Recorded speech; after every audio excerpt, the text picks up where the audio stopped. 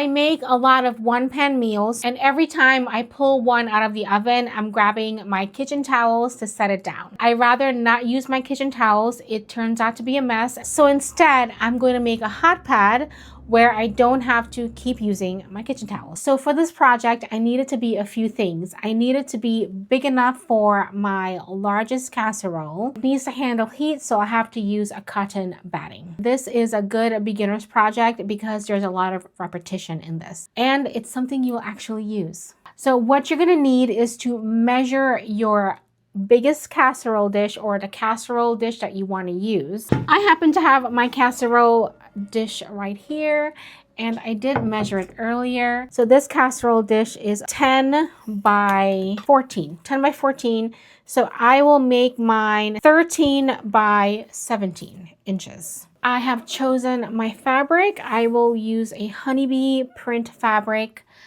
and then flower fabric. These are actually fat quarters. You also need cotton batting for this project, so that way your casserole dish can absorb the heat when you put it on the counter. All right, let's get measuring.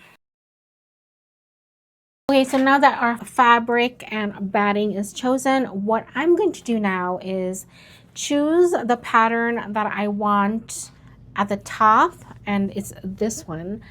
I am going to quilt this part of the fabric, and this one will be the bottom part. A diagonal quilting pattern. I'll have some guided lines in here just so I know where I'm going to be sewing. I think I'll do every 2 inches. I'm going to quilt. I'm going to sew on the line. I think that looks good. All right, let's sew this.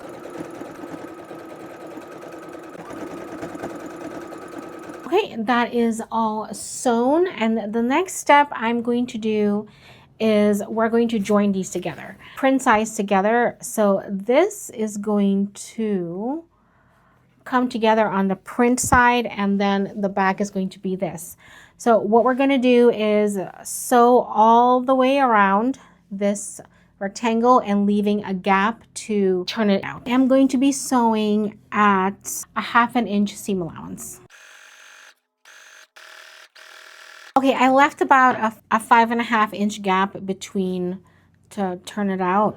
But now what I need to do is reduce the bulk. Trimming away the corners, not so close where you're cutting into the stitches, but reducing that bulk when you turn it out, because that is not going to make sewing fun. If you are a beginner, this is very important.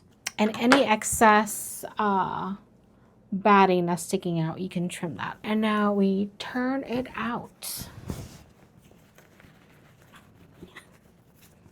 Have I made this before? I have not. Folded the edges. I'm going to take a clip and clip that in place. Okay, I am actually going to make sure this is what I want for my casserole. It works exactly what I want. Now we're going to iron, making sure all the edges, everything's flat. So the next thing we're going to do is, remember those 2-inch quilt lines? We're going to now turn it into a 1-inch quilt line. So we're going to sew in between those lines right there, and that way the back of this will be quilted.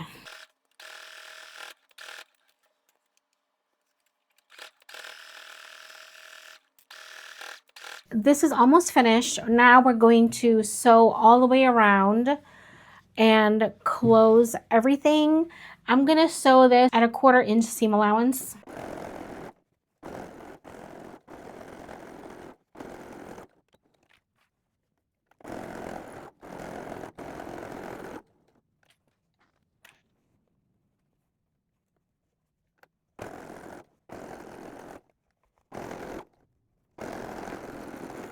Sewing all the way around closed that gap and definitely secured it a lot more.